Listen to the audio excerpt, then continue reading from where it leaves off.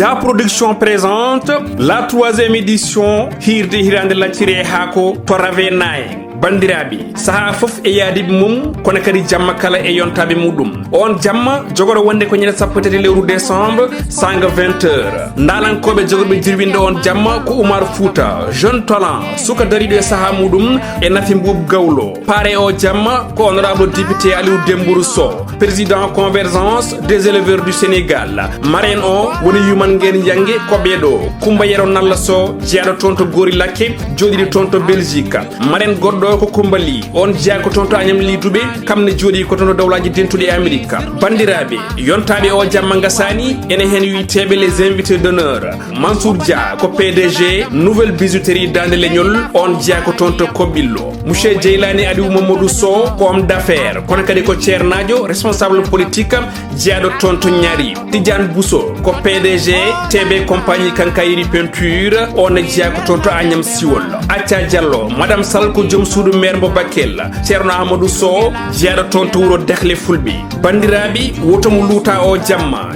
jubbude e lowdi Patam Lamiri programme o koni sifori sanga 20h ko nden hoɓɓe bismete mbaɗe e condition ngaji moƴƴi sanga 20h10 golle ɗe puɗɗo 20h15 ko discours Abou Samba Diop gardiɗo Pidi TV 20h30 ko nden artiste garano fuɗɗoto golle muɗum koye nder hen gadduɗo ngo miijo jamma hirde e hirande laccire ha ko ƴettata konngol woni Sali Dia 21h45 ko conférence e toɓɓere subane nde tawi yuɓɓinto on conférence ko Abou Samba Diop e woɗɓe hono makko en ko nden artiste ɗimo kamne toƴƴata dande yimɓeɓe belto koye nder hen ko fada ko yettoto woni nden hirande laccire haako entrée unique woni tikke gote on ɗon jamma kujunnaji ɗi mbuuɗu 10 000 francs CFA so tawi cuɓiɗa ko tabal ngaliɓe joyo kujunnaji nogas woni 100 000 francs CFA bandiraɓe wotomo luuta o jamma yontaɓi kono kadi jamma Patam Lam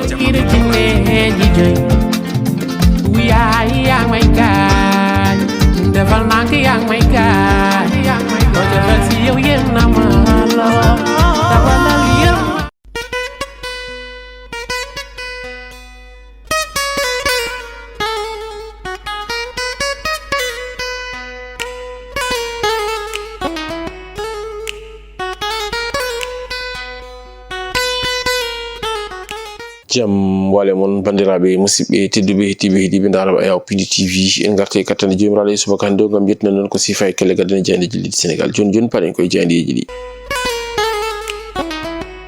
ata jeenayi lewru décembre hitande ujunnaji ɗiɗi nogas joyi ko sifa e kelle gadane jandeji ɗiɗi Sénégal eɗen puɗɗoro e jande Vox Populi kam musimen jeeniyankoɓe ɓe garti koye on ɗon tenɗon caɗele teskade toon to duɗal jaabi hattirde Cheikh Anta Diop mo Dakar no ɓe mbiri on ɗon crise gam yaltude e on ɗon crise ene woni tan de oɗo saaha joni kay ko saaha solution kam e médiation hono no ɓe mbiri kam musimen jeeniyankoɓe ɓe kolliti noon wonde kay toɓe ɗiɗi hiƴatama gam wadde peeje ha wawa yaltude den ɗon caɗele ganduɗa kay ene teska toon to duɗal jaabi hattirde Cheikh Anta Diop mo Dakar ɓe garti e Oumar Pène mo ganduɗa kay ko on ɗon nalenke ɓe kolliti kay kanko o naati e ko yiwti on ɗon fannu ɗum ene tawe e jayde ganduɗa kay kañum woni jayde wiyetede jayde Vox Populi ko ɗum ko kam musidɓe jeeniyankoɓe ɓe garti e kongude mo ganduɗa kañum woni Serigne Saliou Diagne ɓiɗɗo e mo ganduɗa kañum woni Madiambal Diagne ɗum ne kadi ne tawe e jayde Vox Populi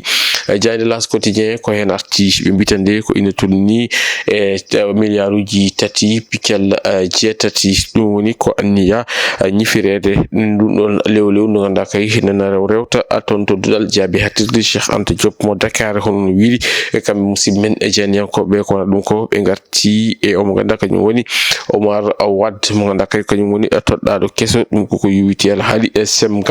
mo leydi Sénégal ɓe kolliti noon ko kanko woni premier marin mo ganduɗa kay ina ardo hono ganduɗa kañum woni arme mo leydi Sénégal ɗum ina tawe e jayde ganduɗa kay ko kañum woni jayde wiyetede jayde L'As Quotidien ko on saaha jayde quotidien le quotidien wi aha kay ko mbiɗani ko non woori ɓe mbitande ko Oumar Wade ko kañum kay woni ko yini fongo e fongo hono no wiiri e kam musidɓe jeeniyankoɓe ɓe garti noon ɓe mbi ko kanko mo ganduɗa kañum woni vice amiral o ko kanko kay woni marin gaddiɗo wadde occupé on ɗon poste o lomti noon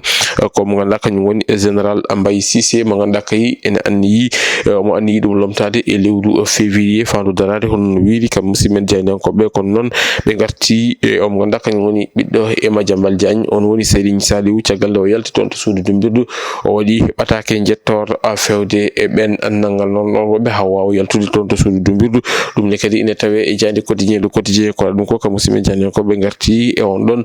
changement climatique ɗum ne kadi ine tawe e jayne nde ɓe koddi noon ɗo e nder duuɓi nogas ene woni tan de e wasama ko ine tolni 340.000 hectares taw ko to banggue leydi ndiyete ɗum ine tawe e jayde ganduɗa kay kañum woni jayde wiyetende e jayde quotidien le quotidien jayde turbine kañum arti koye ko yutere haali on ɗon indemnisation mo ganduɗa kay e wiyanoma yaltinama fewnu ɗum e ɓeɓe ganduɗa kañum goni ex déteniji kam e victime aji taw ko jaaɓe lande Pastef hono no wiiri omo ganduɗa kañum woni Maymouna Dieye kañum kay waɗi avoué ko yuti on détournement o wi noon objectif o noon warti e on ɗon 5 milliards mo ganduɗa kay wiyanoma yaltinama ɗum ine tawe e jande hono no wiiri ɓe mbitan de ko Maymouna Dieye e holliti wonde kay heeɓi 1 milliard 200 caggal muɗum kadi heeɓi ko ine tolni e ko ganduɗa kañum woni 600 millions ɗum ine tawe e jande ganduɗa kay ko kañum woni e jande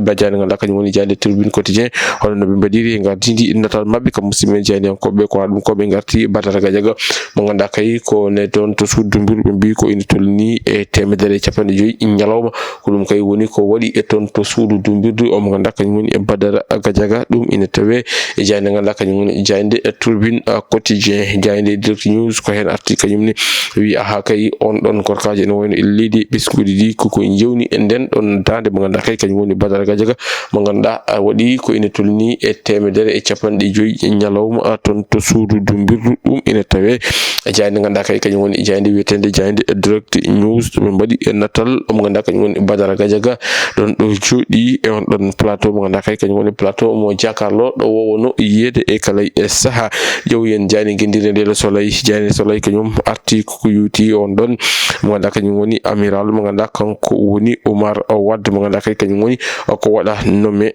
toon to état major général mo leydi Sénégal ɓe koltino ko kanko kay woni premier marin mo ganduɗa kay ine waɗa occupé on ɗon woni ko yuti ala haali armée mo leydi Sénégal ɗum ine tawe e jayde ganduɗa kañum woni jayde guendire nde Le Soleil ɓe mbaɗi e natal makko kanko mo ganduɗa kañum woni